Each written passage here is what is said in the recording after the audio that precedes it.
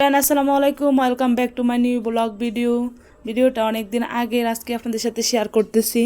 ভিডিওটা ছিল আমাদের বাড়িতে গেছিলাম ঈদের আনন্দ শেষ করে, ছোটো ভাইয়ের বিয়ে সব কিছু শেষ করে অবশেষে যেই দিন আমি ময়মনসিংহ চলে আসছি ওই দিনের ভিডিওটা। বাড়িতে যাব তখন 2-3 দিন আগে থেকে অনেক আনন্দ কাজ করে ভিতরে, যে কবে যাব বাড়িতে, কত কিছু করব, কত কিছু প্ল্যান থাকে। আসলে যখন চলে আসি বাড়ি থেকে খুবই মন খারাপ হয়, অনেক মিস করি সবাইকে। আসার পরে তো কিছুদিন একদমই অনেক মন খারাপ থাকে, সবার কথা খুব মনে পড়ে আর অনেক খারাপ লাগে, কারণ বাড়িতে সবার সাথে কাটানো মুহূর্তগুলো অনেক মিস করি। রাস্তাটা অনেক সুন্দর, এটা হচ্ছে ব্রহ্মপুত্র নদীর পাশ দিয়ে রাস্তা, আমাদের গফরগাঁও যাওয়ার রাস্তা হচ্ছে এটা। অসাধারণ সুন্দর, ভালো লাগে আমার অনেক এই জায়গাটাতে আসলে। অনেক গ্রামে আসি, রাস্তা দিয়ে যাই, আমি গ্রামের রাস্তাগুলোর দিকে অনেক সুন্দর করে তাকিয়ে থাকি, অনেক ভালো লাগে। আসলে প্রকৃতির অন্যরকম একটা রূপ, অনেক ভালো লাগে দেখলে। দেখতে দেখতে চলে আসলাম গফরগাঁও মিনি স্টেডিয়াম সিএনজি স্টেশনে। এখান থেকে আমি সিএনজি নিয়ে চলে যাব ময়মনসিংহ। জায়গাটাতে অনেক সুন্দর একটা স্টেডিয়াম হয়েছে, খেলাধুলার একটা ব্যবস্থা হয়েছে, অসাধারণ একটা জায়গা, অনেক ভালো লাগে। তো বস্তা ব্যাগ অনেক কিছু নিয়ে যাচ্ছি, তার জন্যই সিএনজি নিয়ে নিলাম, কারণ এইগুলা নিয়ে ট্রেনে ওঠা যাবে না। আর আমি সব সময় ট্রেনে যাতায়াত করি, আপনারা দেখেন। তবে আজকে সিএনজি দিয়ে যাব, কারণ অনেক ব্যাগ ছিল, অনেক বস্তা গাটি ছিল, সেজন্য। দিন পর আসলাম এই স্টেডিয়ামের এখানে, তার জন্য একটু নেমে 4-5টা ভিডিও করতেছিলাম, দেখতেছিলাম। আসলে এক জায়গাতে থাকলে কিন্তু ওই জায়গাটার মায়া পড়ে যায়। আমিও একসময় ছিলাম এই গফরগাঁও, তখন এই জায়গাতে আসা হতো। স্টেডিয়ামটা একটা সময় অনেক পরিচিত ছিল, গরুহাটা নামে আর কি। তবে অনেক গরু বিক্রি হতো এখানে, গরুর বাজার জমতো।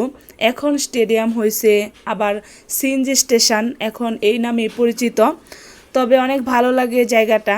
আমি যখন ছিলাম গফরগাঁও তখন কিন্তু আসা হতো অনেক, এখানে মেলা জমতো, অনেক ভালো লাগতো। তো যাই হোক, সবশেষে আমরা এখানে ঘোরাঘুরি শেষ করে চলে যাচ্ছি আবারও। সিএনজি ছাড়ার কিছুক্ষণ পরেই দেখতেছি যে আবহাওয়া খুবই খারাপ হয়ে যাচ্ছে, অন্ধকার হয়ে যাচ্ছে, বৃষ্টি শুরু হবে। কিছুক্ষণ যেতে যেতেই দেখি যে বৃষ্টি অলরেডি নেমে গেছে, অনেক বৃষ্টি হয়ে গেছে। তারপর আমরা সিএনজির ভিতরে চারপাশে কাপড় দিয়ে ঘেরা ছিল, কিছুই দেখতে পারি নাই। আর একটু বৃষ্টি কমছে, তারপর আমি একটু জানালা পাশ দিয়ে দেখতেছিলাম, অনেক বৃষ্টি হচ্ছিল, ভালো লাগতেছিল। বৃষ্টি উপভোগ করতে করতে চলে আসছি ময়মনসিংহ। অনেক সুন্দর একটা জার্নি ছিল আজকে। শহরটা তো এরকমই, একটু বৃষ্টি পড়লেই কিন্তু পুরো রাস্তাঘাট পানিতে ভরে যায়। আর আমি দেখতেছিলাম রাস্তাঘাটের অবস্থা খুবই খারাপ, অনেক জায়গাতে পানি জমে গেছে। মন খারাপ লাগতেছিল সবার জন্য। বাড়ি থেকে চলে আসছি, অনেক আনন্দ করছি এবার বাড়িতে গিয়ে সবার সাথে। আমার 2টা ছেলে এখানে ঘুমাচ্ছিল, ওরা বৃষ্টির সময় পুরা ঘুমেছিল, এখনও ঘুম থেকে জাগনা হয় নাই। অনেক সকালে বের হয়েছিলাম বাড়ি থেকে, সেজন্য ওরা ঘুমিয়ে গেছিলো। স্টেশনে আসতে আমাদের গাড়িটা একটু সমস্যা হয়ে গেছে, তারপর আরেকটা গাড়ি চেঞ্জ করব, সেজন্য সব ব্যাগ গাড়ি আবারও আরেকটা গাড়িতে নেওয়া হচ্ছে। অনেক ঝামেলা হয়ে গেছে এখানে এসেই, অনেক বৃষ্টি ছিল, তার মধ্যে গাড়ি চেঞ্জ করা, অনেক গ্যাদারিং একটা অবস্থা। আর আবহাওয়াটা কিন্তু এই যে একটু মোটামুটি ভালোর দিকে ছিল, তখন আমরা আবার গাড়ি চেঞ্জ করে বাসার দিকে রওনা হলাম।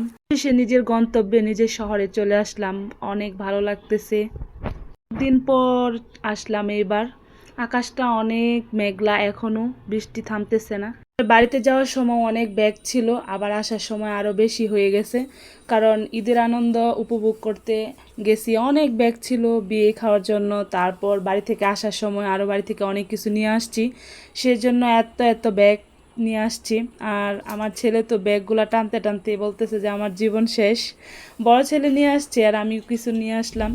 আর এসেই কিন্তু আমি যে বাড়ি থেকে মাংস নেওয়া হয়েছে আর কি, কুরবানির মাংস ছিল, ওইগুলো আমার শাশুড়ি দিয়ে দিছে। আর এখন আমি সবগুলা ফ্রিজে রাখবো। ভিডিওটা সবার কেমন লাগছে সবাই কমেন্ট করতে ভুলবেন না। তো সবাই ভালো থাকবেন, সুস্থ থাকবেন। আজকের মতো এই পর্যন্তই, দেখা হবে অন্য কোনো ভিডিওতে আবারও। সে পর্যন্ত সবাই সুস্থ থাকবেন, ভালো থাকবেন, আর আমার জন্য দোয়া করবেন। ওকে, আল্লাহ হাফেজ, আসসালামু আলাইকুম।